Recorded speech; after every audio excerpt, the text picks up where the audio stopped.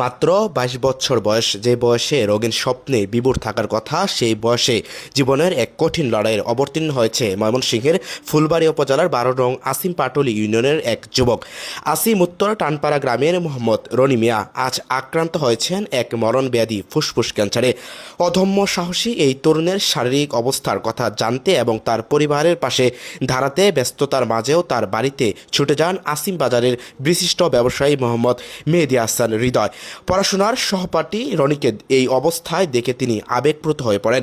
মেহেদী হাসান হৃদয় রনির চিকিৎসার জন্য ব্যক্তিগতভাবে সহযোগিতার আশ্বাস দেন এবং এলাকার গণমান্য ব্যক্তিবর্গ সহ সবার সাথে আলোচনা করে সর্বোচ্চ সহায়তা নিশ্চিত করার অঙ্গীকার করেন। তুমি ওটা তোমার ভুল কইছো, তুমি জামু কথা দিলাম। আসেন পরে আমি বসবো, বুঝছা, বসে যেটা আপনাদের করা উচিত সেটা করবেন।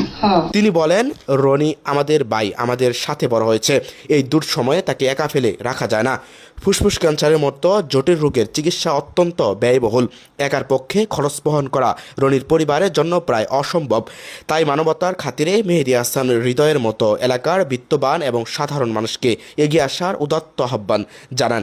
আমরা বিশ্বাস করি সবার সম্মিলিত প্রচেষ্টায় আবারও সুস্থ হয়ে আমাদের মাঝে ফিরে আসবে।